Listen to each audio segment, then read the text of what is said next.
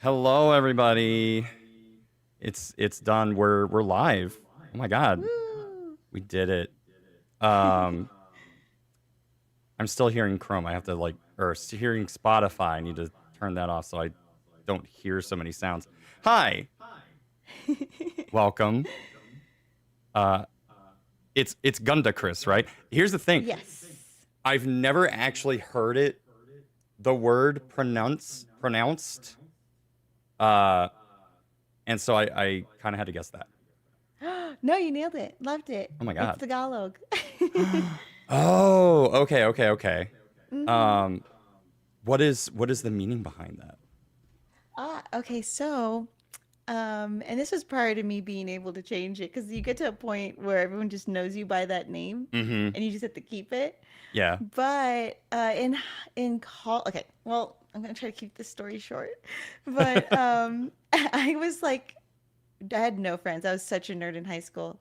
And I Same. didn't end up having real friends until maybe college. But I had to get to a point where it was just like, well, I have to be able to be the first person to call myself beautiful, not in a conceited way. It was like, I realized that at a certain age, I was like, you need to love yourself before you can love others. Kind of Mm, being able to pour into your own cup before you can pour into others and include others in your life.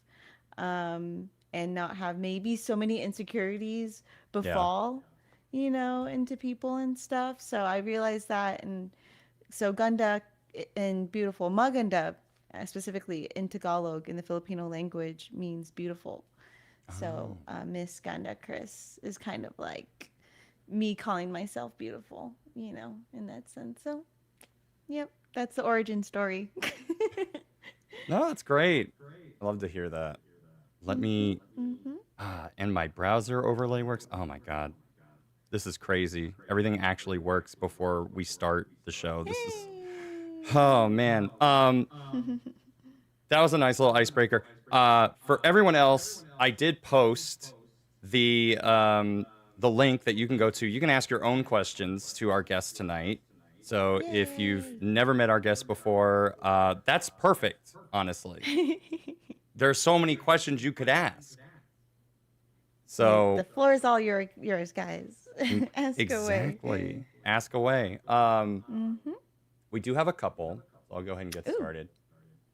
We have a couple from Game Master. The first one is what is your favorite custom amiibo? Oh, I have so many because so many of them mean so many different things. If I had to choose a couple, because this is where my brain is going, um, one that I love making, just purely like having to make over and over again, would have to be Armored Mewtwo Mm, because I just loved building him so much, adding the wire, adding the glass, the broken glass, adding like the goo as if he just, sprung out of the containment. So that's one of my favorite ones to make. One of the most memorable, there's two for sure. One is the Awada amiibo. That one will always hold a very special place in my heart, as well as Edeka's. So those two are probably those that always have such a warm feeling, somber, warm feeling to them. So those ones are very special to me as well. let me go hmm ahead and add. I'm gonna have to add a browser source the first time I'm doing this, so I can show chat. Ooh, hello. Yeah, so they can see the amiibo that we're talking about. Yes, and they were really fun to make. And like I said, the Mewtwo one is, of course, from my childhood, and the Iwata one, that one was so special because I only made two of those. And they both went to very special people. One of them being Reggie, um, and I don't know quite like if you've ever read his book, Reggie's book.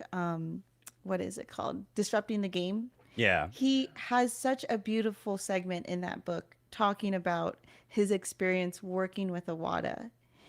And I think having had such a relationship like that, and then my attempt to capture that relationship in that form of art, Mm-hmm. I hope that it brings him joy every time to see that, because it's like if I can do that for someone who in their life is going through something, like grieving someone or loss, like, and I can somehow capture their relationship in that art form. I think it just is such an honor. So, two people in the entire world only has that one. And then the Iwata one, we were trying to sell that one for a good cause. And the buyer, I guess, backed out, which was a blessing in disguise because then that specific amiibo went to his brother. So I think things happen for a reason. Oh I would wow. like to think. Yeah, that's But wild. yeah. Hmm. Let's see. All right, so now everyone can see that one. I want to kind of show them. Let's see if I can find the armored Mewtwo one. Yeah, that one might be a little more difficult. I don't know if there's ever been an article or anything like that. I know it's really deep down in my Instagram somewhere. I mean, it's. Let me check this. Yeah, no, this is actually a thumbnail that you used for your own channel. I'll go ahead and just Oh shoot! All open the right. image, but that's it's not super close up, but you can see like the shattered glass. You can see a little bit of the design there. So yeah, really good stuff. Our next question comes from Sheila. Mm. What kind of food does the restaurant GandaKris owns make? Ooh, I love this. So, the restaurant that I own is called the Beach Cafe. It's been there for 18 years, and it's now, I would probably like to say, fully women owned, family owned. We do a lot of brunch, so we have an array of menu items. I would say it's very much like a diner. So if you are craving like traditional breakfast to pancakes to waffles to bennies to burgers to fries to wraps, we got all of it. And believe it or not, that we have the dwindled down version of the menu. The menu used to be even more extensive. So Really? what what you see now is the accumulation of us removing menu items. Dang. But yeah. I mean, it's not bad to have like a more concentrated menu, right? So you just Oh, have 100%. a bigger Yeah. focus. Especially nowadays. I think if you were to look at the market of restaurants in general, a lot of them are just simplifying it and then being really good at that one item. And I think that's how it should be, right? It's always quality over quantity, anyways. Right. No, I agree. Um, what are some of your favorite international cuisines? Going back to food. Oh, I love Korean cuisine. When I was in Korea, that like really just like the tteokbokki, ugh, I can eat that all the time. Yeah. Um, Okay. yeah, Korean cuisine has a very special place in my heart.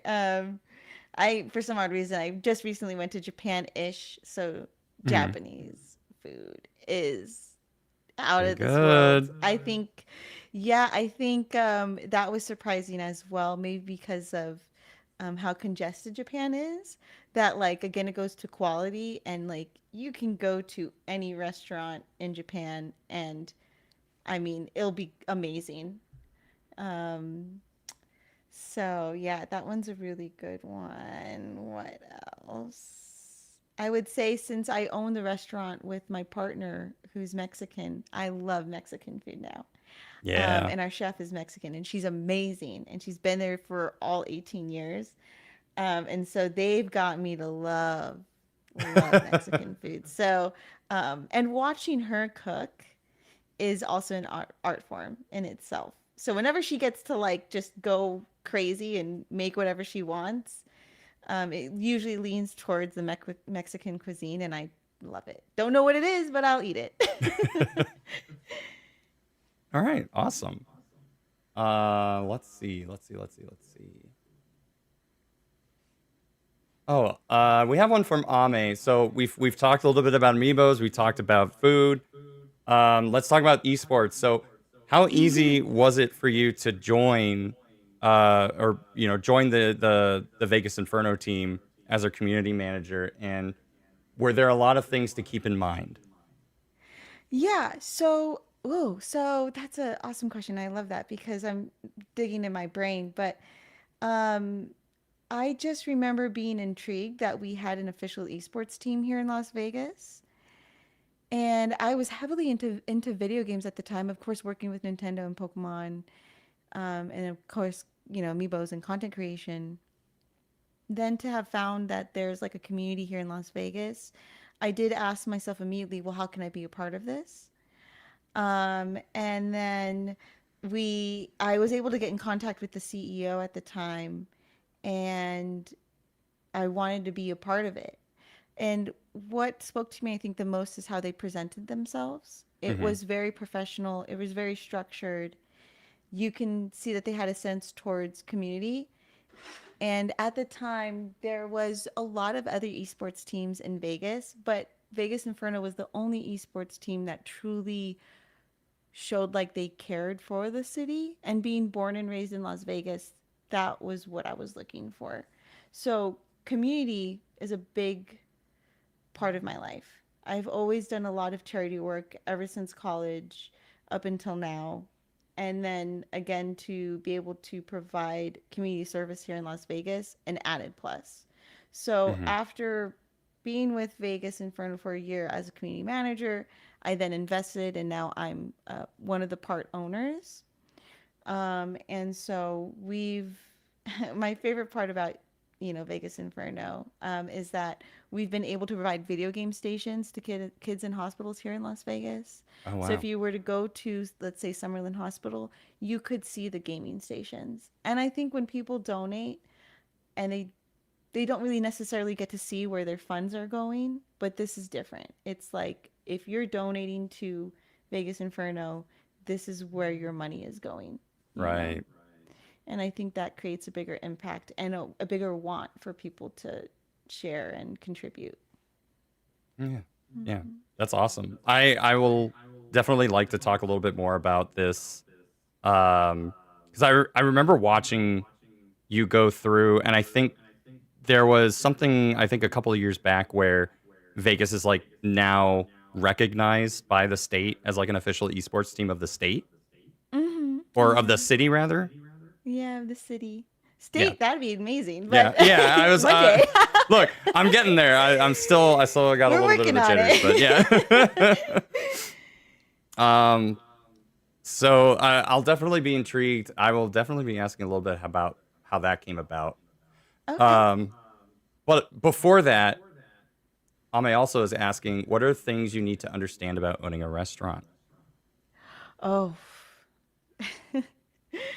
um, you know what? If I can tell anyone that wants to invest in a restaurant, I feel like look for a restaurant that has a good foothold already into the community and it's been Hmm. there for a while and it has this almost the exact concept that you want. Not exact concept, but everything's kind of there, Because restaurants are so different.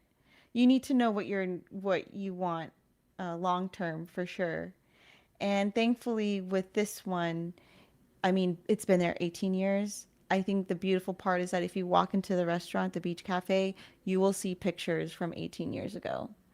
And not only that, but the even most coolest part is that those pictures from 18 years ago, those customers are still going to this restaurant today. And so I could go on and on about what you should know about a restaurant, but I promise you, you're going to learn it by just working it. And sometimes that's the best way to learn, just to jump in, Yeah. because I did not have any clue about owning a restaurant. My background, my strong point, I would say, is marketing. And so my partner, Patty, she has 30 years in the industry. My mom has 30 years. We have another partner that's 30 years in the game as well. So, like, I'm really good at marketing. And I think since we all know what we're good at, that's where we come together and we can really um, do well running a restaurant in a very difficult economy. Yeah, I'm assuming that that has created some additional stressors. Like been what's been the toughest part about that change of economy, and how have you been able to kind of like overcome that?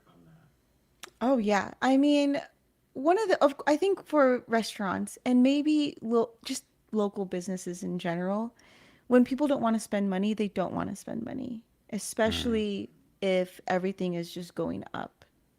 And so from my background with Inferno culture, it's like, okay, well, this is not a necessity, right? But yeah, can we add something to it? Can we provide an experience that they'll get nowhere else? And so what I've done, and this is so funny because I think last Sunday we just launched a collaboration between my esports team and my beach cafe. We created the Inferno Burger, and now I have two of my businesses tied together in a sense where we can have, card nights, video game tournaments, all those things at the restaurant, and they go hand in hand. So I think the main thing that we focused on is, of course, we want to provide good food. That's the first thing, right? They come to see my cook, really. People come to taste my cook's food. So once that's good, well, then, okay, let's provide a really good service. gotcha. So we have such a very attentive staff. And then once that's good, it's like, okay, well, what is the experience overall? And I think we've hit the dot where it's like, we're, of course, locally owned, women owned. We do a lot of charity work. But on top of that, we give away TCG cards, whether it be basketball, Pokemon, baseball. Um, we have video games there. We Okay. know everyone by name. We make sure that, like, we're personable. We try to create an atmosphere where it's like you're entering into our home, Yeah. and our home is your home, and we want them to be as comfortable as possible, and we want to be able to tap into their lives a little bit, and vice versa, and make it feel as if we're all basically family and friends. Got So it. there's a lot of customers that I hold very dear to my heart, that, like, every time I see them, they are the highlight of my day. So it kind of, as you were saying earlier, it's that sense of community that you're trying to go off of that like is really going to bring people back, cuz like you kind of already have it when you think about it, cuz you've this restaurant's been around for a while. So realistically, it's about how do you just build off of that, and Mhm. that's how you've created like these experiences that get people to come back in. Oh, 100%. Yeah. I would say, again, yeah, it's always had a strong foothold. And the biggest thing I didn't want to do when we acquired the restaurant was take away its character, Hmm. and its brand identity. And really all we did was just add to it. So I think one of my favorite parts about the restaurant is this massive picture wall.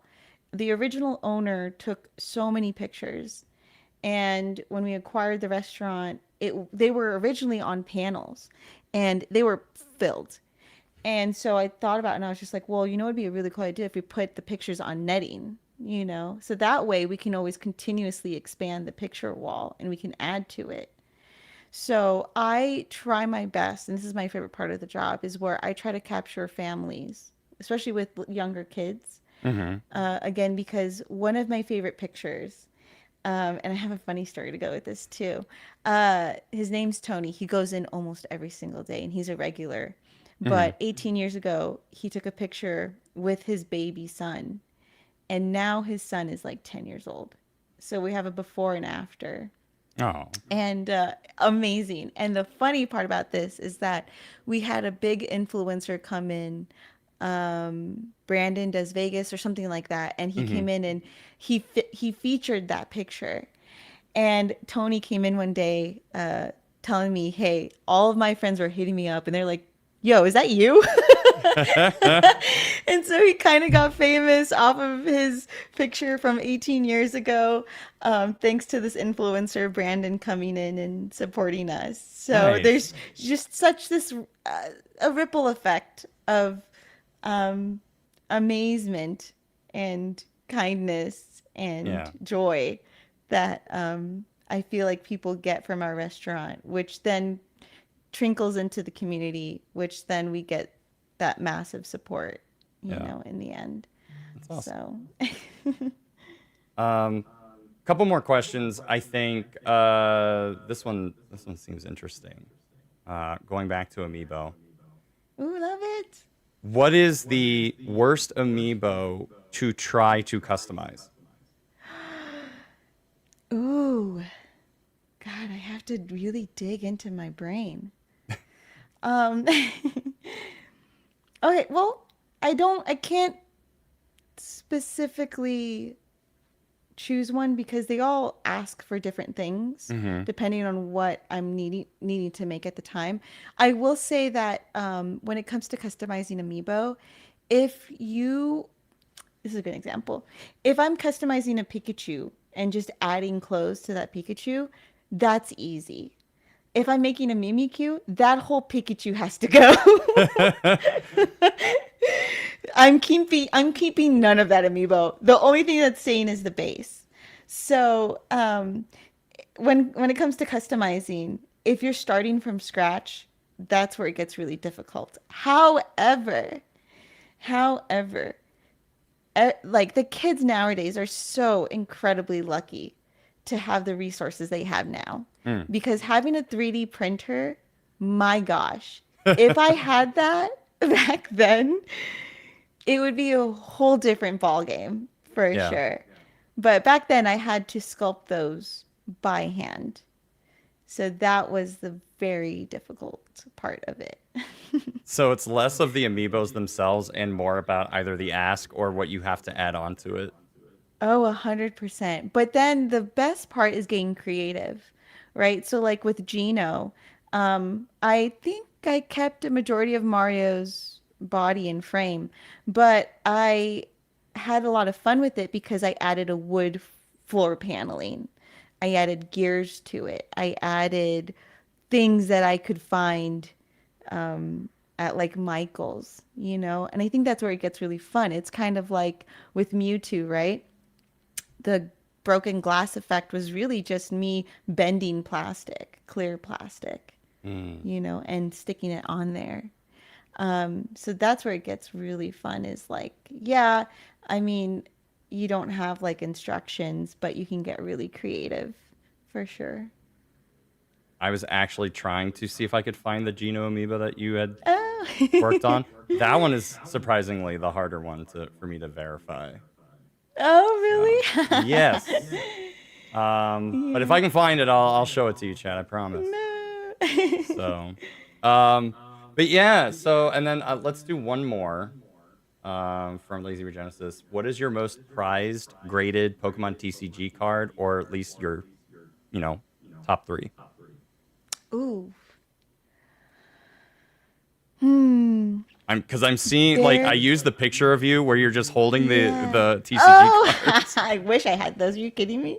I do not have those ones. Okay, yeah, okay, makes sense. No, those ones I wish. That was a collaboration with Lucky Box, and they have vending machines here in Vegas that you can go to, and you can basically try to see if you're going to get a really good graded card. Hmm. And that was really fun. And what I love to do with them, before I go to a convention, I love to go to a vending machine, see what I get, and then try to trade or try to exchange at the card shows. Mm, okay. So yeah, it's really fun. I wish I had those.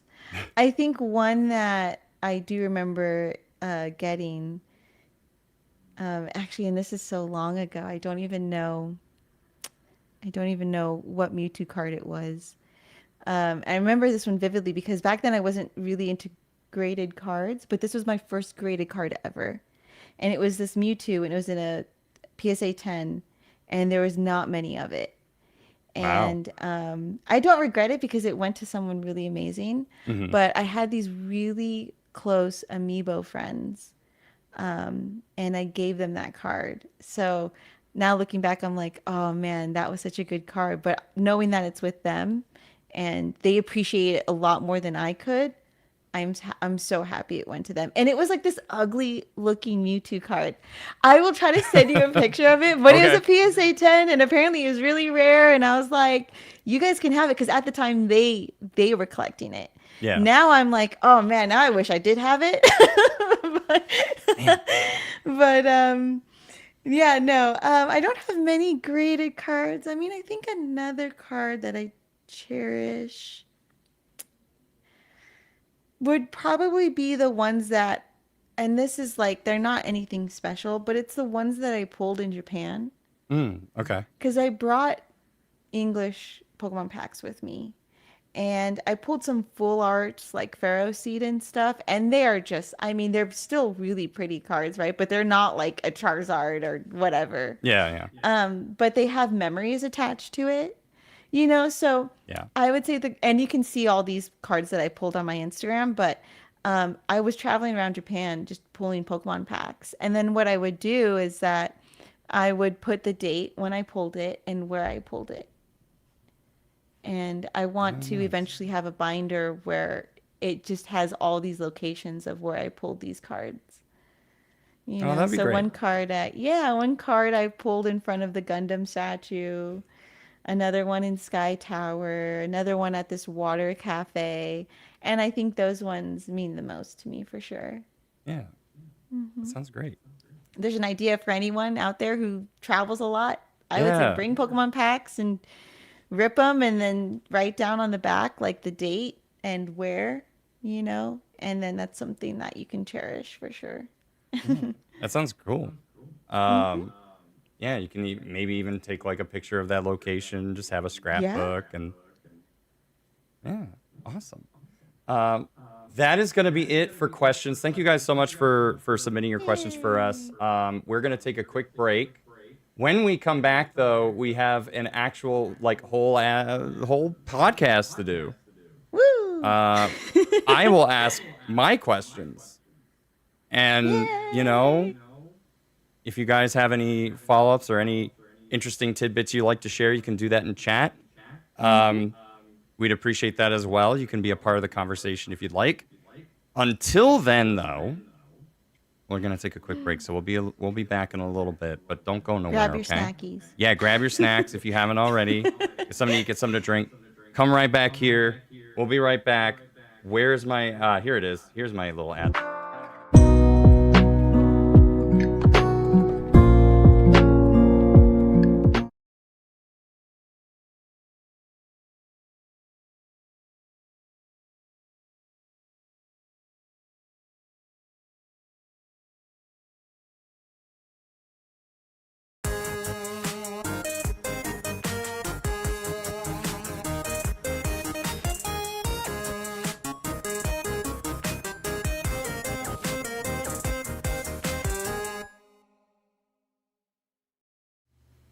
Hello. Oh, right. I had to go to my solo because I'm gonna introduce. Okay, sure. Hi, everybody. It's me, Laughingboy Jump Scare.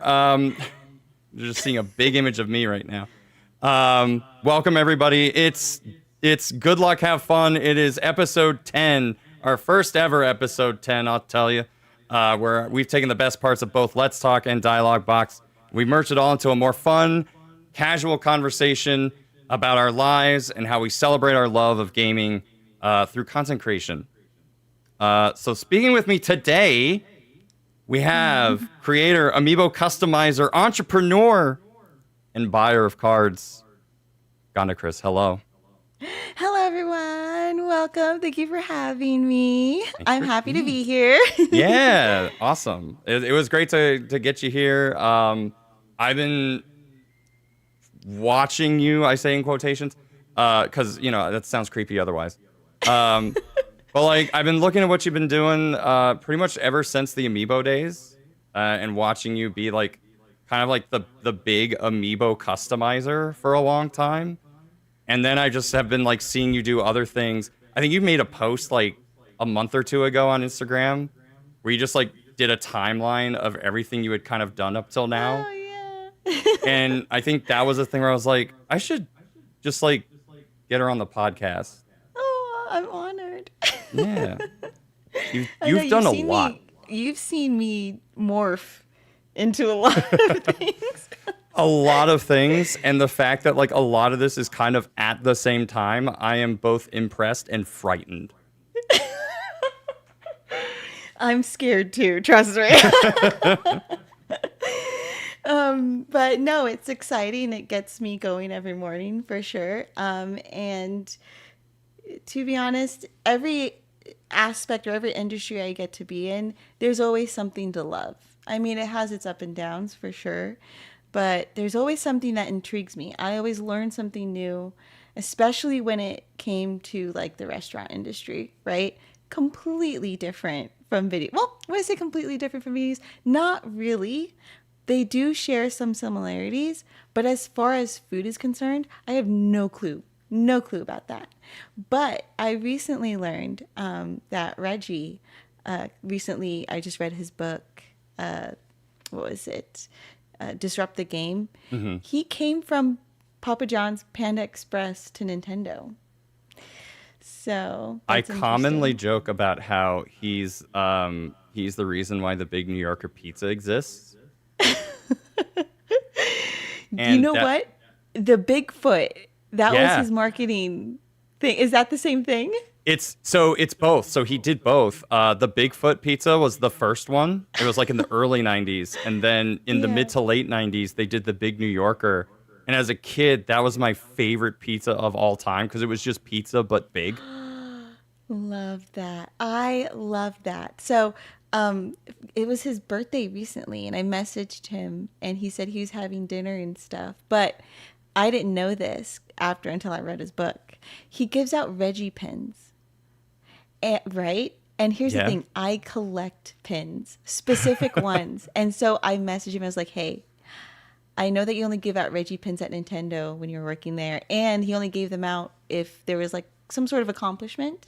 Mm-hmm. And so I told him, I was just like, if I hit a big accomplishment, I want a Reggie pin. And he said, you got it. And I was like, all right. So that's what I'm working towards right now I is a Reggie pin. I mean, the fact that you can message Reggie and he messages back, I feel like is a huge accomplishment in and of itself. Oh, 100%. And that's the thing too. I would have never in a million years imagined myself having these connections that I feel like a lot of people feel like they don't belong in the room, if that makes any sense. So Mm-hmm. even me messaging Reggie, I feel like, oh my God, like how am I even doing this? Am I even worthy? But to be honest, like I feel like when you meet someone and you have a good connection, if you see a mentorship in them, just ask. I remember another mentor years ago. I used to be so scared of asking for advice or asking for help or whatever it may be. And he said, he looked at me, he goes, what's the worst thing that's going to happen? They say no. And I was like, you're so right. And so, if ever there is someone that you look up towards or that you have a lot of admiration and respect for, and you're seeking advice, ask if they can help you. And I think that's how I built that relationship with Reggie, because I saw a lot of mentorship in him. And also, we share the same values. And I mean, again, him coming from, Papa John's and Panda Express and then going to Nintendo, I did the reversal, but there's a lot of knowledge to be gained for sure. Has he been a lot of help in terms of the restaurateurship? Oh, 100%. Like, and indirectly too. Like, again, if you guys ever want a book that has a lot of tips, I cannot recommend his book enough. And Mm. it's so funny because I read his book when it first came out.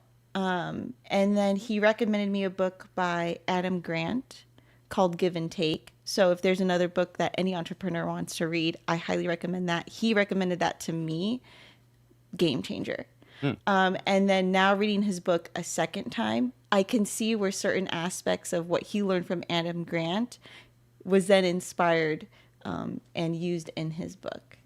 Interesting. So, yeah, I would say that's another thing that you could definitely do is like ask them to recommend you a book. You know, if you have a mentor, someone that you admire, pick their brain and ask yourself, like, what book inspired them? You know, or a podcast or just in general, you know, because then you can kind of get an insight on how they think as well. It's a good point. I mean, even during the Q&A session that we were doing earlier, I already have a very good sense that like you're very big on community and community outreach and community support. So to a degree, it's kind of like, okay, I can kind of get a sense of who you are as a person. And that's what I love doing the podcast for, is just like, these are people that either I've known them for years, but never really had much of a conversation, just because the internet is big, or they're people I've never met before. And I just had Patricia on the podcast like a month or two ago, Patricia Somerset. Oh my Um, gosh, no n- way. Never talked to her. She's really fun to talk to. Uh-huh. Um, Oh, I love that. and so like that's what I love about doing the show, is just getting to talk to new people and just like get to learn more about them. And that's what we're gonna do today. That was a segue. Did you chat? Did you catch it? Beautiful Um, segue. Beautiful. So, you've done a lot over the last couple of years or so, I'd say. You've gotten into eSports. You own a restaurant. But I want to get started where things began for you, or at least from where I started, in quotations, following you, because I'm not a creep. I want to talk a little bit about the Amiibos, Uh-huh. because I want to see like what was GandaKris doing at the time, and what inspired the shift to start working on custom Amiibo. Like, what was going on at the time for you? Oh, yeah. You know what? It's crazy because I have I have such amazing community members that have been with me even longer than the Amiibo game. I was gonna say, I can't be. Even longer. If anyone is familiar with Evo, which is Evolutionary Championship Series, well, Yeah. my brain farted for a little bit, but it is the biggest championship fighting game tournament held here in Las Vegas. And I used to customize ball tops on fight sticks. Oh wow. Prior to that, I would do clay charms based off of Super Smash Bros. Melee and stuff, and figurines. So I've been doing art for a long, long time. So much so that I love to share this story because I think this is how I got into the ambassador program with Nintendo. At the age of 17, just getting out of high school, really not knowing what they wanted to do in life, but knowing that video games was a direction that I wanted to go towards, I sent this whole marketing deck, which I didn't even know that was a thing, a marketing deck, but I sent one to Nintendo, whatever address they had provided on their website. And I marketed my 17-year-old self with no experience, no education. And I was like, hey, I make these charms. I would love to have a jewelry line. Sign me up. And I think, well, I want to say like 4 or 5 months afterwards, I got the nicest letter declining I got the most my hiring. I got the most nicely worded rejection email. And I kept that letter. I still have it with me today. And I think that's just a testament of, if you really just stick with the game plan, you will end up being where you want to be. Not exactly how you pictured it, but maybe even better. And so I've been doing this for quite some time. And so the transition really was easy because I've been making figurines and charms with clay since high school. And so when Nintendo came out with Super Smash Bros., Ultimate figurines and Amiibos, I was like, oh, this is a no-brainer. And I've been playing Melee for ever since high school. Yeah. And all my friends that I have now that are really near and dear to me, I met through Super Smash Bros. Melee, through my video game club when video games weren't cool. Because let me tell you, there's been only 2 people ever graduated with a video game cord in my high school, and I'm one of them. Oh, like you wore it? I did. I wore it and everything. And there's a picture in my yearbook that I think I shared on my YouTube years ago, but I was an emo, acne-filled, bullied little girl. And so, yeah. No, it's fine. Battle scars. Emotional battle scars. Easy transition. It Yeah. really Oh, was yeah. a no-brainer. Yeah. I'm assuming you were just in the area when it came to Evo, so you were just like interested in like, oh, what's this? And then you were just kind of like, oh, I can, like, at what point did you go like, oh, let me see if I can customize like arcade sticks or fight sticks? Oh yeah. So so the video game club, right? All my friends I met there. And then I was introduced to a guy who was super into Street Fighter and Evo and all of that. And he noticed that I was, working with clay a lot, customized a lot of things, yada, yada, yada. And he goes to me, have you ever customized a fight stick? And again, like, as someone who's only played on the controller, I was like, what is a fight stick? And so, so he gave me a ball top. I looked at it and I was like, yeah, I can definitely customize this. And so I don't know if you'll ever find these. This is so long ago, but I used to customize fight sticks to make them look like the characters, like Chun-Li, Ibuki. And I would make it in a way where the players can still utilize them and play with them. I used to make custom ball tops for Mad Cats, which is this older company. I don't know if anyone. Look, I used to play a lot of Rock Band. I know that name. Yeah, there you go. And Markman, so a lot of people in the scene that I used to customize for. And it worked out for a really long time. And I think that's where I maybe got a taste of what it was like to go to a convention and booth and have product. Because now conventions are huge, but back then conventions for me, they weren't all that big. I just remember going to Evo and it was not as big as it is now. In fact, it was, I think, one small, ballroom in the corner, and people were bringing in their old classic TVs to play Melee. Yeah. I mean, they kind of still do, I think. They kind of still do. But Scuff setup and all. Where, it all began. I still have some community members telling me how they known me from my ball tops. Wow. So that's crazy. Yeah. So then the transition between that and Amiibo seems kind of easy at that point. Did you just kind of see Amiibo?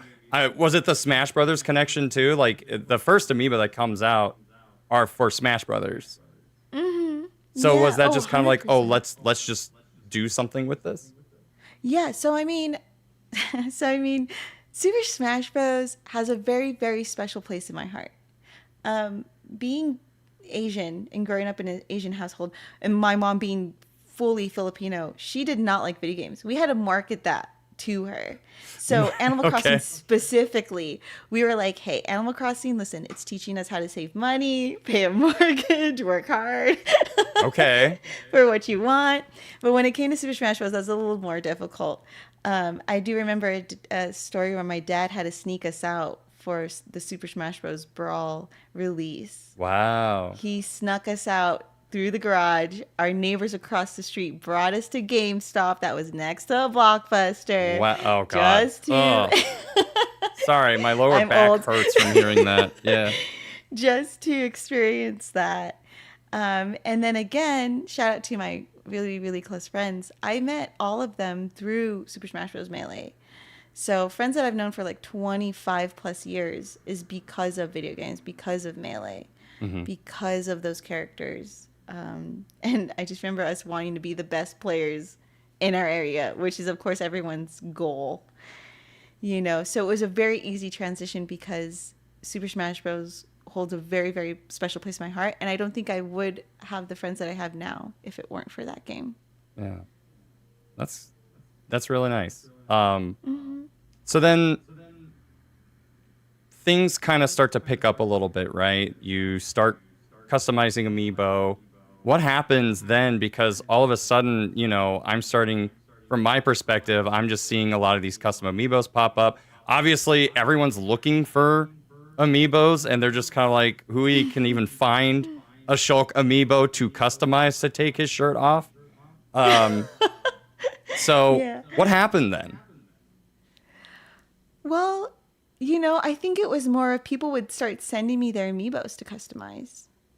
Yeah. And then I do vividly remember, and I'm trying to dig back into my brain. But I do remember one time talking to Best Buy because they were wondering why I was ordering so many Amiibo.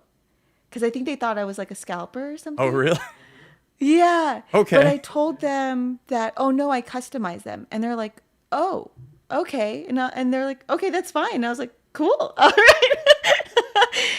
So it was very difficult to find Amiibos Yeah. at one point. But then I remember having a shop where people can either send in their Amiibo in or I can get it for them. But of course, they have to pay the retail price or whatever at the time. Yeah. And so it wasn't an issue of me getting Amiibos. I think the biggest issue was there's too many orders. And I know that's like a weird issue to have. Well, it's in like sense, and of course a I good was issue. grateful. Yeah. Yeah, absolutely grateful for the fact that people would trust me with their Amiibos. But it also came with a lot of stress. Mm-hmm. For sure, because you're trying to fulfill so many orders, and then the particulars of those orders and stuff, and me being a perfectionist, and wanting to make sure every Amiibo that came out of my house was of tip-top, condition and captured exactly what they wanted. It did become stressful, and running a business on top of that. I think people don't realize how much work it takes behind the scenes to run a business, to be an artist, to be a marketer, to wear so many different hats that is being asked of you. Whether you're the FedEx shipper, the one packaging the orders, the one making them, the one having to email back the customers. It's a lot. Yeah. For one person. So I think it wasn't the issue of like trying to get the Amiibos. It was like, I remember it being fun, but then it also became stressful for sure. I mean, I remember you were even doing like custom backs too. Like I remember you had like the cards. Yeah. Was that also just like you just did it? So shout out to my friend Seth. Hey, I think he goes by Monocle Cat. I don't remember, but he was doing it. He was the first one, and he reached out to me, or maybe it was vice versa. But I just know we started working together, and it was amazing. He was so good at what he does, and then, of course, like we got both really busy. So then I had to learn how to do it. So once I learned how to do it, I mean, it was a no-brainer. But at one point, yes. Then it was me doing all of that. Yeah. For sure. Were the orders piling up around the same time that you started getting a lot more like social media presence? Or was there just suddenly like this shot up social media, like overnight sensation? Were there any catalysts for that? Ooh, that's such a good question. I love that. There was probably a moment, right? But then when I do look back at my like whole career in the Amiibo game, there were several moments where it just spiked. It Hmm. was like an up and down type of feel, right? It was like, let's say, the Iwata. Then it was like maybe when I signed with Nintendo and Pokemon to be an ambassador. Then maybe it was the time I created the Armored Mewtwo, the Geno. There were spikes, Hmm. you know. Um, and I think what people don't realize when they get into content creation, whether it be like art or streaming or whatever, right? If you're trying to get into the online space, you will get these dopamine hits that will make you feel like, oh my God, this is my opportune moment. I'm going to then be a millionaire after this. But that is not the case. I don't think people realize it is a slow burn. And there are months where you're just feeling yourself. You're like, oh, I can't believe I got this many likes on this many videos on this post and whatever. Yeah. And then when you post something afterwards and you don't get that same type of reaction, it does hit you in a mental space where Hmm. it's like makes you question your worth in a sense and whether or not you can again hit that spike. And so I would caution anyone wanting to get into this space that and I know people hear this so often, but I think and I hope it holds some weight when it comes from me, but like don't look at the numbers. Make what you want to make. Continue on your path and don't ask yourself what's going to bring me a lot of traction. I think the right question is what is going to make me different in the industry that I'm trying to tap into, Did you have you know? moments where you were just like, I just need to kind of like work with the algorithm versus I'm just going to do what I want? And, you know, were there a lot of was there a lot of trial and error in that? Oh, a lot of trial and error because I think back then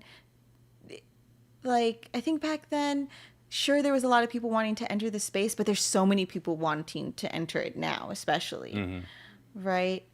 And it was a lot of trial and error. And it was more of, I would say, trial and error as a person, because, yeah, you then start trying to chase what does the algorithm want? And then you feed it, and then you stop feeding yourself in a sense. Where in reality, if you fill, it goes back to filling your own cup. Yeah. You can't pour out into others, if your own cup isn't filled, if you don't feel fulfilled in life. It is very much true when they say, like, if you love what you're doing, you're not working a single day. And I would say when I was chasing the algorithm, I wasn't as happy as when I was just doing what I wanted to do, for sure, and making Right. what I wanted to make. Yeah. I think a good example is like when I got so many orders, I was fulfilling everyone else's orders, and then I would miss out on wanting to make something for just me, if that makes any sense. So, like, there were times where like I was too busy and I didn't get to make Okami out of like the Twilight Princess, Link Wolf, Hmm. and I had to hold off on that project. But I realized that when you start filling your own cup, you have more energy to want to go back into the world and make more art or put more content out there. So I would tell anyone if they want to be in a content creator, um, burnout is real. And so make sure to give yourself time to do things that you love that maybe you don't plan on putting out into the internet and it's just for you, Yeah. you know. I wish this photo was a bit bigger, but I'm showing off the Okami amiibo that you Yeah, created. that's So, and I love that one because that one really was, I would say, inspired by my sister. oh, I would say, like, find inspiration in the relationships that you have in your life, and that'll take you really far. because if I look back at the Amiibos that meant the most to me, they were made for people that I loved. That You know, makes so I sense. think that's a testament to know if you're on the right track is like if you ask yourself, what am I making this for? Who am I making this for? Why am I making it? Hmm. You know. No, that makes a lot of sense. So yeah, talking about trying to either chase the algorithm or chase what it is that you want to do. Because I obviously the internet, we love chasing after Amiibo. We kind of still do, but nowadays I'm not paying $50 for Kirby or Riders Amiibo. Yeah. Sorry, I'm Yeah. not doing it. But there's also a shift in how we want to create content. Was that the reason why it's not like you've retired from Amiibo customization, but you started doing other things. You started, a lot of it is still customization. I see you do that with like TCG cards on your Instagram account as well. Uh-huh. But was that the basis for just kind of transitioning away from like just Amiibos to other things? I would say, yeah, I mean, I would say that it's not that I stopped loving customizing amiibos. It was more of that wasn't my calling anymore at the time. I think my creative outlet for custom amiibo had diminished in a sense. You know, Mm-hmm. I think I've done all I could with customizing. And then it was like my creative outlet was looking for something different, something new, something to make me feel fulfilled, you know? And so, yeah, I mean, I would say I knew I was going to land into something creative again. And knowing that, I think it gave me the foundation to not be so scared to try something new, to try many things, Mm-hmm. to see what landed. And I think a lot of people get scared of change, you know, but I think when you raise your threshold of grit, persistence, and change, you're more adapted to want to try everything, you know. And so I knew I was going to go back into some sort of creative artistic outlet, but I didn't know it was going to be TCG, and I'm so glad it is.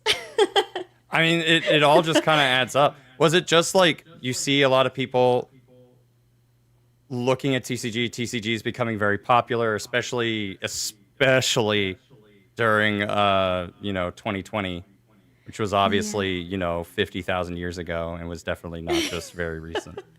Um, you see the rise of people. Did that inspire you to create? Like, because I'm assuming maybe you've already seen TCG, maybe collected a few cards yourself. What was what was the inspiration there? Yeah. So, I don't know. I've been collecting cards since I was a kid. And of course, I'm like many people who say, wow, I wish I kept them. Yeah, I'm still looking for You mine. know? But then, of course, working with Nintendo and Pokemon, I would get TCG cards. And did I know that they were going to be crazy the way they are now? No. I would stream me opening packs and then I'd give it out to my community. I didn't really keep a lot of cards. I just loved opening them and I loved looking at the art. That is what captures me the most. A good example is like I don't keep a lot of figurines, but there's one figurine that I will keep, which is this bombshell hawk girl. And just the look of it is what got me. And Hmm. so I always ask myself, okay, like, is this something that I really want to keep? And it actually comes with plushies too. Like, there's only so many plushies I can keep. So I will keep particular ones, you know, that inspired me. And so when it came to TCG, at the time, I just opened them because I knew I loved the Pokemon, because I knew I loved the artwork. And then now I just remember seeing people decorate cards with stickers. Not to the extent that I was doing it, but it was like, it was very cutesy. Because I guess in Japan and in Korea, it's called Dekoden. And they decorate cards, but not Pokemon cards. They decorate, um, what is it called? Like K pop stars. Oh. Okay. Yeah, because K-pop, and so going to Korea and Japan, I didn't know this in Korea, but they have like cards of their K-pop idols, and you use cards to travel in the subway system, Oh and yeah. they decorate those. Yeah, and Phone cards so too, right? exactly, and so I started seeing some people do that here and there, but I was like, oh, based off of like my knowledge. So I used to work with resin, and resin is like this layering process. You can paint on resin on one layer, put another layer of resin, and continue that process till it looks Hmm. 3D. And so Right. when I looked at cards, they're penny sleeved and then they're top loaded. And I was like, oh, how cool would it be if I decorated the penny sleeve and the top loader to kind of create this layering effect? And then I was like, well, why don't I bedazzle it too? So Okay. I bedazzled it. And then I found out about Deco did. And I was like, that's incredible. You can put frosting on these things? What? So it just became this thing. And like, I just love pushing the envelope of creativity. And I think that's what happened with Amiibo, which just like I did all the creativeness I could with this. I've added chains, I've added, plastic, I've added clay, I've added different parts, whatever. And I think once I feel fulfilled in a certain aspect, I'm like, well, what's another thing that I can try? Right. And it just kind of leaned towards TCG cards. And then now that I've reached this frosting point in the TCG cards, I'm like, well, now I want to teach people. So now I go to card shows and now I teach people how to decorate their own Oh, cool. collections, and it always goes back to the fact that I love teaching. Even when with Nintendo and Pokemon, they would host DIY days and they would ask me to host the DIYs. And so my favorite aspect when I was doing those DIYs is just knowing that in their home, that family is creating a memory. Mm. So now when I go to card shows and I see a father and daughter create their own top loader, I just know that that's going to go into their home and maybe she's going to have a special place for it, and then maybe when she gets older she's going to look at that and remember like, oh man, that's something I decorated with my dad. So that's always been something that has carried me, I would say, throughout my art career, is just knowing that as an artist, and I think a lot of artists maybe in chat know this type of feeling, but to have someone appreciate your artwork is transcendent. Yeah. For Yeah. sure. It can be incredibly empowering. Absolutely. Going back, because you originally said that you tried to market yourself to Nintendo. It didn't work out. What changed? Because you are a Nintendo ambassador, and I Uh-huh. believe you said you were also a Pokemon ambassador. Yeah, so they go hand in hand. So I've done a lot of projects. Well, it's cool to look back to see the projects that I've done with Nintendo and stuff, and then that's led to me doing projects with Bandai Namco and Square Enix. Nice. And I mean, it's just a crazy story how that even happened. I think it kind of was a conversation at E3, and then when that was a thing, and Yeah. then after E3, I just remember being on a phone call with some awesome Nintendo reps. And it was scary and fun all at the same time. It was like an interview. I had to go through 2 interviews before being into the program. And I think what got them is the fact that I have tried so hard to work with them in some sort of capacity. And I told them about the letter and I told them about how much Nintendo has meant to me. Hmm. And I think that's what they always look for is like the most wholesome parts of, like Nintendo. And again, it goes back to bringing families together.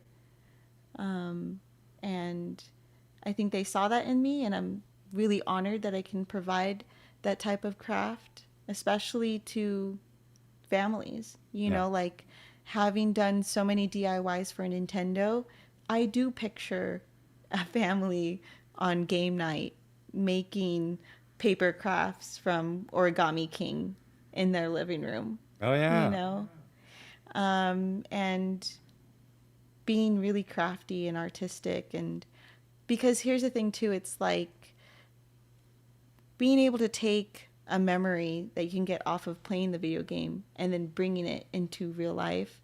I think that's really unique and special, for sure. Yeah. So, yeah. I I kind of want to follow that up too with like, so you found, and I think maybe it's just like you found this angle that Nintendo really liked and hooked onto. Did that teach you anything about marketing yourself? I ask mainly because I've talked to a lot about content. I've talked with a lot of content creators. I know this is episode 10 of this podcast. There's a Hmm. lot. But I've talked a lot about like how do you make video? How do you post on the internet? But I rarely talk about this like final aspect, this kind of final piece that is becoming so much more important. Hmm. Um, especially if you want content creation to be your career, Hmm. is that self-marketing aspect where you're trying to build partnerships, where you're trying to sell yourself, which is very Right. hard. Oh, Um, 100%. So, was there anything you learned from that experience? Oh, a ton. But I've also learned just overall experience from having not only to market myself to Nintendo, but Square Enix, Bandai Namco, um, uh, what's that one? Uniqlo, um, so many brands, right? Because if you think about it, right, let's just say Nintendo, they work with so many other brands as well. Hmm.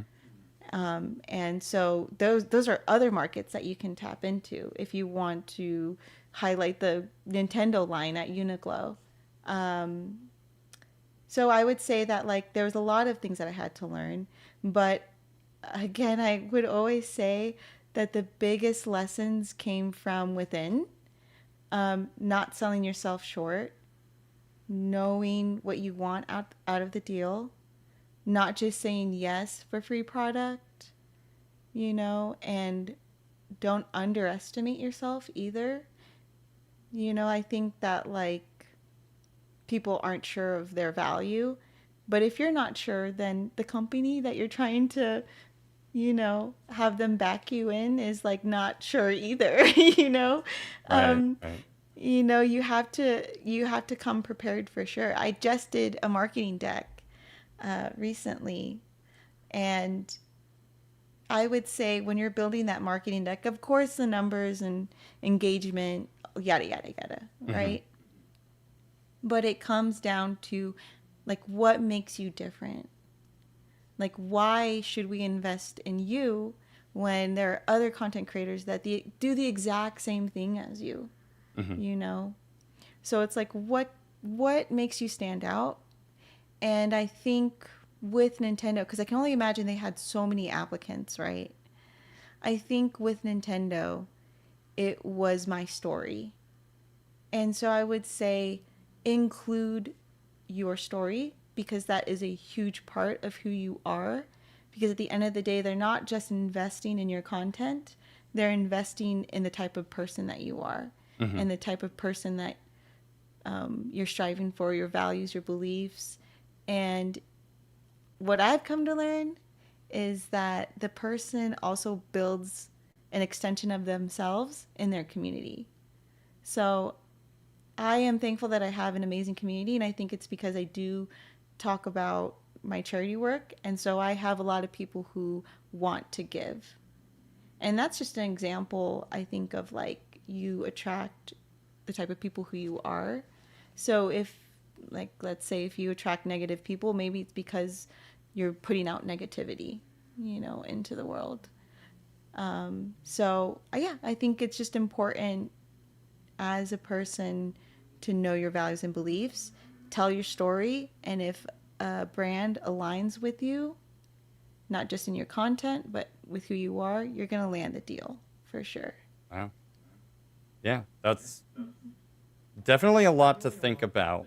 Um, Hmm. so when you're thinking about like writing that deck, um, Hmm. what were the things that you thought about for yourself? Oh, well, so it depends, right? Yeah. Make sure you do your research about the company first. And well, what makes that company stand out, right? Um, what do they invest in? So, for example, Starlight Children's Foundation with Nintendo. Um, I did bring in a lot of like, well, this is what I do. I love to do charity work. Um, I remember them actually telling them a story about my first charity thing ever, which was in college. And I didn't even know exactly what it was because, again, I was really quiet, shy, and bullied. Yeah. But someone had asked me to donate my art to the Angela Peterson Memorial Foundation. And it was a student at UNLV who passed away from DUI. Oh, okay. And she was a huge gamer. And so her mom beautifully donated all of her video games and her collection to start a foundation. And people could donate art or donate whatever. And so I don't remember exactly how much we raised, but what I do remember the most is her mom hugging me. And that was the catalyst to the reason why I do what I do. What is that called? There's like a Spider-Man moment where it's Oh, like, your canon event. Yeah. yes, Yes. that was my canon event to wanting to do all of these things and realizing, well, this is my purpose in life. Yeah. And I think what I'm trying to get at is that if you had met me in high school, I wouldn't have shared any of this. I was very, very quiet, very shy. Again, acne, bullied. Yeah. No, I get it. But I've been there. yeah, but I've come to realize at my stage in life that I truly believe we go through these tough moments and maybe even these inspirational moments to share them, whether you're trying to get a brand deal or not, but just share them because you just don't know who's going to be inspired by it, who needs to hear at the time. And yeah, don't be scared to share what you've been through, Hmm. and especially towards a brand, because they want to know who they're putting their money into. At the end of the day, I'm pretty sure it's the same way for me. Like if I'm going to invest in a company or a person, I'm going to do my research to say, well, what person am I investing in? You Right. know, are they a good person? Or are they not a good person? Do we align in certain aspects or do we not? Yeah. So think about it that way. It's kind of like you're investing in a person, you know. Right. Um, no, like I said, that definitely gives me a lot to think about. I think we think so much about just getting discovered. Like that Hmm. first layer of it is so difficult that I think in doing so, you can very easily lose the you part of it Yeah, because you're yeah. just trying to do whatever it is that will get you discovered as a creator.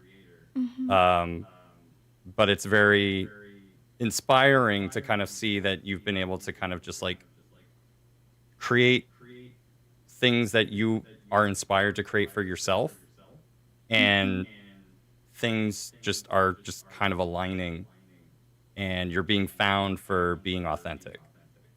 Oh, I appreciate that. Well, you know what? This is what I think. This is how I've always thought about. Not always, but there was a moment as a streamer that I thought, okay, well, it just hit me. It was like, well, I don't think people follow a streamer only based on the type of game they're playing.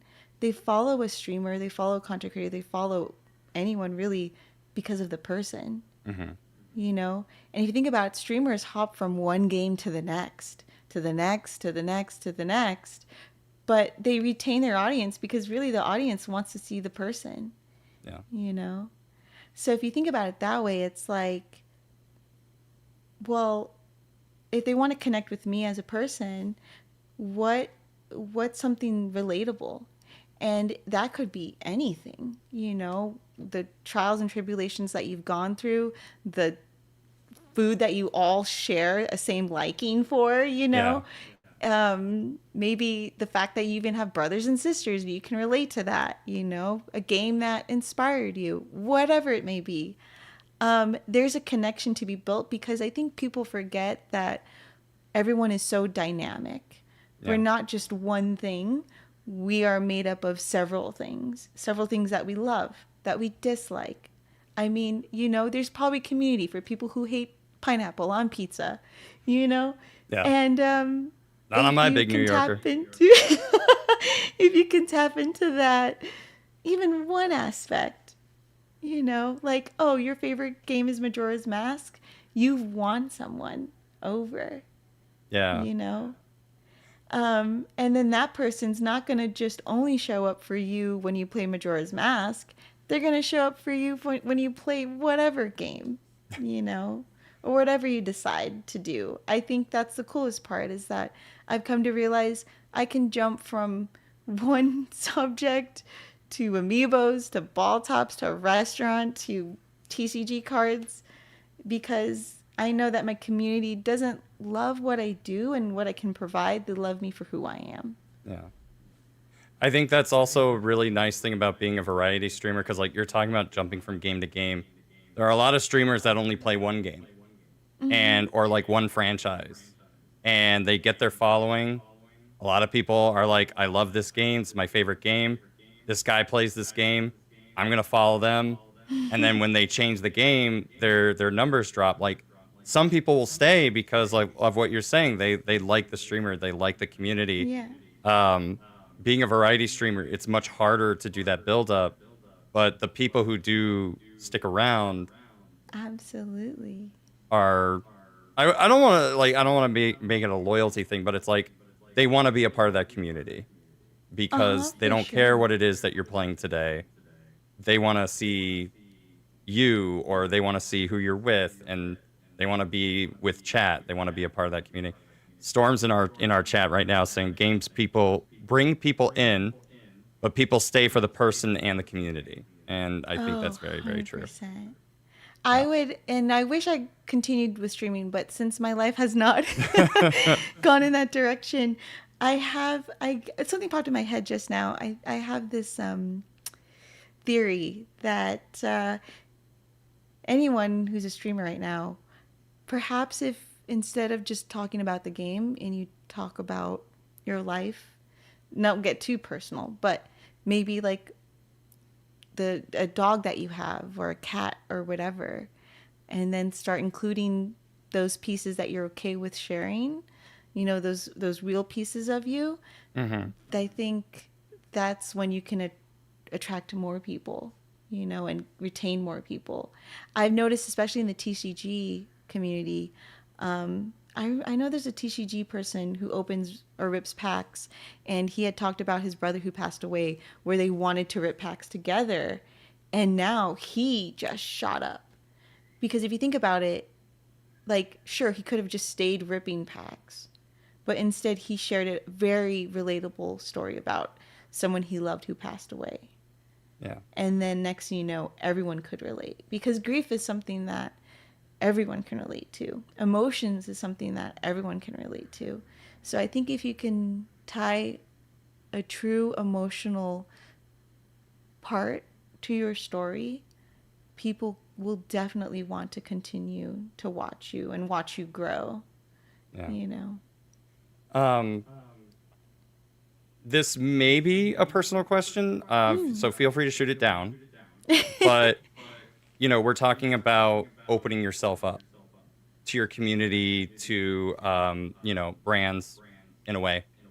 Uh-huh. But also, we're nerds. There was bullying. Um, did that make it difficult? Was being able to open up and being able to be vulnerable like that? How difficult was that for you? And was it ever difficult for you, or you just kind of naturally just allowed yourself to be open and like emotionally available to your community? Oh, no, absolutely not. It was Okay. not easy. It was not something I grew up with at all. If you knew me back then, I was so quiet. They called me 2.0. That was reference to my sister.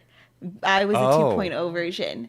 It wasn't even my name. It was just 2.0. So that's how okay. quiet I was. And her friends were my friends, kind of, right? I was in Yeah. the background.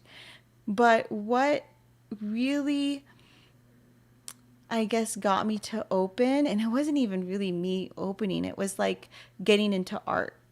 So, a little backstory. Um, I remember drawing Blastoise from the 151 poster, and that was my first taste of art. I sat there all day trying to draw a perfect Blastoise. And my sisters would then grab the Blastoise or whatever Pokemon I drew that day, and they would battle, and it would rip. And then have to Okay. redraw it. So I got a lot of practice with art. And then I continued with art up until high school. I was still very quiet, still very shy, still bullied.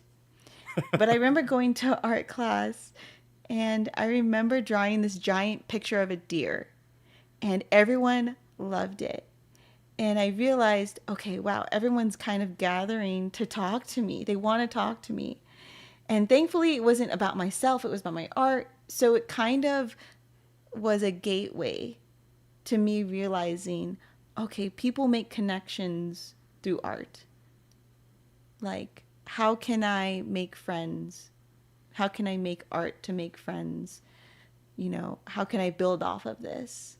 And so, yeah, that was another moment where I realized, okay, this is one avenue that I can do to make friends, to make connections, because I really badly did want to like have an ability to make my own friends, Hmm. to connect with people. And it was weird because, like, yeah, sure, I got bullied, but I still had this high regard for human beings to be really at the core good people, and it's so true. Like, I mean, sure, there are bad apples, but at the end of the day, people are innately good. And so that was my build off, was Pokemon into art, into explaining my art. Then it got into me, people being interested in how I made it and why I made it. And then it did trickle into, like, well, who are you? Like, why did you get into art? Like, what else do you like? And so, like, I would say to anyone who's shy or quiet or whatever, to be honest, I don't think people are born being just quite expressive. I think there is a skill to it. And if you don't practice that skill, then you're not going to develop it, or you're not going to have it. And you could have it and you can lose it. Yeah. So I think to alleviate some pressure off of people who feel like, "Ah, that's just not me," I think it's like, it's not, but right now, but you definitely could be if you wanted to. It takes practice. And Yeah. I never really liked this when people said, "Oh my God, you're so talented," as if it wasn't something that I had to work hard towards. Oh, if you saw the Blastoise picture, if you saw the first custom amiibo I ever made, and I think that's a testament to show that, like, everything is a skill. And if you wanted to do it, you 100% can. And that's why I love teaching, because I've taught people how to make art and I've seen them take it to the next level, you Yeah. know. I kind of always equate it to like when it comes to the art, it's just like, oh, you're just talented, or but like when it comes to logistics based skills like math, it's like, oh, you're just a genius. But it's really just a Mm. matter of like you just get a certain thing better or more easily and it than maybe somebody else. But like Mhm. when you're a genius, you may not know something about some completely different subject that you have no idea or don't even care about. And so that Right. idea of like, oh, well, you're just talented, that's how you're able to do art. It's like, well, maybe it was a little bit easier for somebody to be able to paint or because like for some reason they just got it right, but it Mhm. didn't mean that they were just immediately just a lot of people like say the phrase of like coming out the room writing Mozart or writing Shakespeare. Mhm. Yeah. There's effort, there's a lot of work that needs to be put in, and I can definitely agree with the idea of if you don't continue to practice it, you will lose that like ability to do it. Oh, 100%. You know, and it's so funny because I can equate this to, so uh, I've I've been playing dodgeball for about like 6 years. Oh, nice. And it's one of my favorite sports of all time. And we used to play a dodgeball tournament for charity. And this would be against like firefighters, police officers, MGM Grand, whatever company wanted to Yeah. contribute money. Um, and I always tell everyone, I'm like, to get on my team, you don't have to be the best thrower. I would rather take someone who is willing to learn how to throw, but they listen to the advice I'm giving them and they're willing to put the work in and they play it smart. Mm. I don't care if they can't throw a dodgeball. I would actually rather take someone who knows how to think on the field. Because really, at the end of the day, it's all mind games. And this is a prime example of the fact that it's all mind games. Because when we played against the police department, they could throw. But boy, did they not think on their feet, you know? Yeah. Like they would pick up the ball looking down at the ball. When in actuality you should be looking ahead before you pick up the ball, right? And if you're going to hand a ball to a player, you should hand it behind them, behind their back. You know, not in front of them so they're not distracted. You know, there's these small minute details that really truly matter, you know? So, sure you can throw a ball really fast. Okay, but like, can you think on your feet? Are you willing to learn? Are you willing to listen? You know, Yeah. that's the type of player I'd want to take. Somebody basically just willing to learn and put the time and dedicate. Yes. Yeah. Mm-hmm. Speaking of sports, what got you into like helping out with an esports team? Something about Oh. not the state but the city's official esports team. Can we talk about that a little bit? I actually now co-own the official esports team, Vegas Inferno. It's off of the culture brand, Vegas Culture. But yeah, that intrigued me as much as it's intriguing you and maybe your audience, where I didn't even know we had an official esports team. And I just saw it one day. And keep in mind, at the time we had FaZe Clan here too. And I think we had another esports team here. I don't remember, but they're a lot more well known. Mm-hmm. And then I saw that this was a born and raised, founded in Las Vegas. And those are the type of businesses that I love, right? Because FaZe Clan isn't from here. I believe they're from the East Coast. And that's how I immediately knew they don't care too much about the city. Got you. No, that makes sense. You won't see them, out in the community providing community support. Yeah. And so that's what got me intrigued. And that's what got me to even maybe DM them and say, hey, like, what you guys are about, It's how someone presents themselves. And that includes businesses when I want to work with them. It's like, well, what do they stand for and what they do? And I think a prime example, if I can take this on like a more bigger scale, is the fact that we have a hockey team here called the Golden Knights. Okay. Vegas is not a sports city. And the fact that we got a hockey team as our first sports initiative is the weirdest thing in the middle of a desert. Yeah. And to be honest, the climate in Vegas from locals was like, what the heck are we going to do with this team? But lo and behold, they are absolutely loved. And the reason why is because I know that we had an incident here in Las Vegas where I believe 52 people lost their lives and stuff. And I don't want to dim it because every time I get so sad telling the story, so I'm trying to like skip. Yeah. Okay. Because it's so sad. But the Golden Knights, they came into the community and they donated blood. And I don't think there was any other organization who really truly showed their colors at the time. They really just was there in the thick of it with the city. Yeah. So being born and raised here, it was really nice. Ooh, sorry. Whoa. Oh.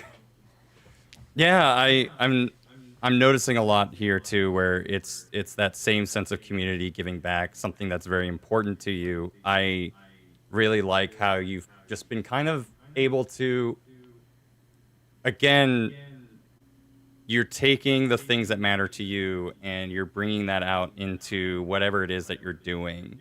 We'll talk about it in a little bit, but the restaurant as well. Yeah, for sure. It's something else that's been a part of the community. They believe in community, and that is something that I feel like just continues to draw you into things. Oh, 100%. Like, never. And, well, okay, that's not true. I do remember when I was younger and playing Animal Crossing on the GameCube, I was like, man, how cool would it be to have a cafe where it was kind of inspired by Animal Crossing or whatever. Hmm. And so one of my like dream things on my to-do list before I kicked the can was to own a cafe. Did I think I was going to own it this soon and in this likeness? Not at all. But the fact that it was an opportunity that came across my desk, I'm so thankful for. And a huge thanks to my mom and her partners as well for helping me, because really at the end of the day I have no restaurant experience. I'm very much coming from the video game industry. Yeah. Maybe my closest thing is Overcooked, and that's nothing compared to a restaurant. But Yeah, it's fair. but yeah, my mom and I really saw the fact that this has been here for 18 years. It had a very strong foundation. It had pictures on the wall from 18 years ago, and the fact that those customers were still coming in today to get the same experience or to give that experience to their kids. Yeah. That's when we knew, okay, this is a very special gem. And the fact that we had the opportunity to purchase it was, I think, a blessing. I think things happen for a reason. And so we got it. We now utilize it with my eSports team to provide video game stations to kids in hospitals here in Las Vegas. Hmm. And so we actually, I think last year, presented those gaming stations to Summerlin Hospital. And I don't think there's any other feeling quite like it, to see the happiness that brings. The closest thing I think is hugging the mom of Angela Peterson. Yeah. But it's really like no other. It's so crazy because I just remember the first time we doing gaming stations at Summerlin, they brought down a patient and I bawled. The works, waterfalls, everything. Luckily, thankfully, the second time they didn't. Otherwise, it would have been the same. But it's just, I think my favorite part of the job is that I get to bring both of my businesses, all my businesses together, and they mesh in a way where they could provide community support. Yeah. It's been very fascinating to kind of just like get to know you a little bit more. I mean, I've seen all this stuff, second hand, third hand. But a lot of it is just like clicking now, where I'm like, oh, okay, this makes so much sense. Why? Because I guess if you look at it, I'm like, okay. I think even the thumbnail for this video is from Amiibo to owning a restaurant. Like, how do you get there? And I'm like, oh, this pathway is very, very obvious and clear. Just being able to kind of see you were already into FGC, so makes sense that you would kind of be knowledgeable about not only just esports but creating customized items, and then that leads into Amiibo, that leads into your that continued to leads into your connection with community, and why that then leads into the esports team and eventually this restaurant. It's been very interesting to kind of just like piece that all together.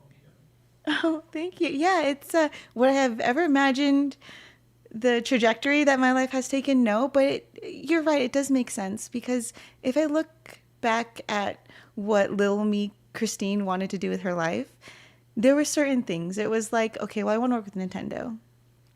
I want to own a cafe one day. I want to be really good at video games. And I don't play, the esports route, but now I own an esports team. Hey, that's Um, close.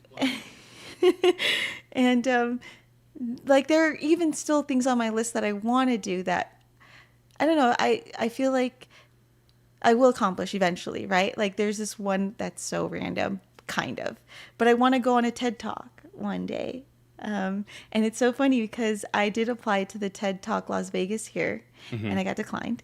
Okay. So here's another letter that I can hold up on my wall. Yeah. Put it right next to the other one. And then I want to write a children's book. And I think the glorious part about now having to kind of tell you my story, which I haven't done in a while, it's kind of putting all the pieces together in my head where it's just like, if anyone can gather anything from what we've shared in the last couple of hours, it's like if you want to do something, there's no like well-directed path to get there, but you can get there. And if there's avenues or opportunities that might give you a step forward in that direction, take them. Because I would have never imagined me doing community service for UNLV. Now it's led me to doing community service for my esports team, for Nintendo, for my cafe. And now I can cross off cafe off my list of dream things to do before I kick the can. Yeah. So I think if I can tell your audience anything, it's like whatever you want to do, take that leap, even if it doesn't seem like it's a direct path, because nothing ever will be a direct path. Be Yeah. creative with like how you want to get to your destination. That is like the number one thing I want to give anyone. I think I am lucky to be in an industry that allows me to be creative, not just like in the art realm, but creative in decision making, Mm. creativeness in being an entrepreneur, creativeness in being a person sometimes too, and solving problems and thinking. I think one great aspect that I love from Reggie is that he teaches me to be a scientist and experiment and have fun experimenting. This didn't work, totally fine. Let's try this. Let's do this one. Let's do this and whatever. And failure, whatever. Failure is not failure. It's just you learning. Yeah. Mm-hmm. I guess I would say, like, what's the number one thing that you have learned from all of these experiences? But I feel like you've said it, unless I'm missing something. Oh, well, let's see. Let's see what's calling for attention. I think the one thing that I've learned, I mean, sure, I could say it's the experiences, but experiences really aren't created without the people that you're surrounded with. So like I would say experiences exist because of the people that I'm with, because of the people I've been honored and blessed to have in my life, to have crossed paths with, even maybe once. Mm-hmm. Like that experience that I share about the mom whose daughter passed away. I could talk about how the hug felt or what it was like or why it was so impactful, but it would have never happened without her mom coming to hug me. Yeah. And just all these things So, kind of coming together. right. I think we could talk about the experience all we want, but ask yourself who was there? Who's the person that helped give you that experience? Mm-hmm. You know. Yeah. No, it's been very, very nice talking with you, honestly. Ah, Yeah. I'm blabbering.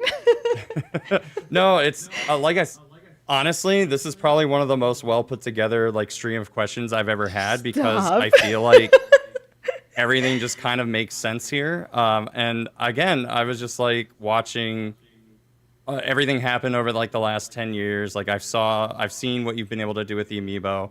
I saw you do the esports thing. I saw you do the restaurant thing. And now that it all makes sense, I was just kind of like, wow, this is actually a very interesting journey from A to Z, and it's very fun and cool to just kind of see that, understand that journey a little bit more. Oh, thank you. No, it's been so fun having like you to talk to and listen, and listening is also a skill. And honestly, sometimes I get nervous when I share because I can go on. Sometimes I see my friends being like, Christine, get to the point, man, like because sometimes I want to engross the audience in what I've experienced. And um As because an not a lot of interviewer, people. Yeah. I don't necessarily need to listen to my own voice. So I prefer when the interviewee just continues to talk. It's Oh, actually I very love good for that. me. Well, thank you for listening. And Yeah. one of my favorite quotes actually is from, because I love Stoicism. Um, and it's like, we have two ears for a reason and one mouth for a reason. So you should listen more than speaking. And I love to hear stories too. And like I said, back then I would have never shared any of my stories, but now I love sharing it because I truly believe we live life to relate to others. And you can't relate to others if you don't share what you've lived through. Hmm. So giving me this opportunity to talk to your community that you've built over the years, and this chance to tell my story, I really, really, truly appreciate, because I was telling you behind the scenes, I don't get to do this as often as I used to. Hmm. It's been a really long time. And I've lived quite a bit from my last podcast. And so I've just been bottling up what I've learned, essentially. So thank you for giving me this opportunity. Yeah. I mean, I would love to have you back to talk more because Yay. there's so much. And I always want to be able to bring people back to talk a little bit more or to talk about something else, something entirely different. But I think that's going to be it for tonight. I just want to say thank you again for being here with us, for sharing your stories. Uh, can you let me know where people can find you and what you're currently up to? Yeah, absolutely. So, I go by on the internet as Miss GandaKris on my Instagram and some socials, or GandaKris. Um, what I'm up to now. I am, and I know this is so cliche to say, but I am loving life a lot more. I think that is my goal. I know there's a lot of things that I have on my plate right now, but I don't know why this is calling for attention right now. But I want to be more present in my life. Yeah. And I think that people forget to be present, in the sense of like, I know we have all these problems and stuff and deadlines and things to do, but being present to me is like really enjoying a cup of coffee in the morning, or tea, and like Mindfulness, yeah. watching the sunrise, or when you're at a dinner party with your friends and pausing and looking across the table and realizing, oh my God, like I love these people. So I think, sure, I have all these things that I could be sharing, that what I'm doing or whatever, but I think the most important part, if I can remind anyone right now, is to just be present and appreciate the small things. Because sometimes it's literally just staying outside and sunbathing as the best part. I would say whatever a dog likes to do, and if they like sunbathing, they are living life. Because if you think about it, they just love to love, you Yeah. know? So. All right. Well, if you want to find me living life, if you want to help support the channel or the podcast, you can always just leave a little like on the video. Maybe give a little subscribe if you'd like. Do it. It's Do it free. It's the now. freest thing you can do on YouTube. But yeah, then you can see future episodes live with video, including an exclusive Q&A session that is only for those of you who tune in early and for those of you who tune in on YouTube. Obviously, you can be a member for $2.99 at least a month. Get some cool emotes and a role in the Discord channel that we have that helps me kind of figure out where we're going to take things next. In fact, here, YouTube lets me gift subs for free now, so here's 5 more. Hey. Thanks for tuning in. Love it. Guys, support him. Watch him grow. You know. Yeah, thank you. He's an amazing being. Love him. So keep at it. You're doing amazing. Aw, thank you. I appreciate that. Before you go, be sure to leave us a comment down below. You don't have to. The chat. I will. I mean, listen, I'll do it. Okay. All right. Fine. Here. Well, let's see. What's the conversation topic for tonight's podcast? What's your favorite restaurant order? What's your favorite food? Tell me your favorite food in the comments. Ooh, that's a good one. All right. Can't wait to read them all. Look, you can find us on Spotify as well, or wherever you get your podcasts, really. If you leave us a good rating, it'll help us grow and reach new people. So please give us a good review if you can. That has been this month's fantastic 10th episode of Good Luck, Have Fun. The audio version of this podcast was edited by Motion Dan, once I let him know. Popsky did the intro. GandaKris, I forgot to ask if you're okay with how you prefer to be called. But you've been our guest tonight. Either or. Honestly, I don't mind. Kris, Christine, Miss GandaKris, whatever you prefer. Well, Kris, Christine, GandaKris, whatever you prefer. Thank you for being here with us tonight. And to everyone else, I'm Laughingboy, your host, saying good night. Good night. I forgot where the end button is. Here it is.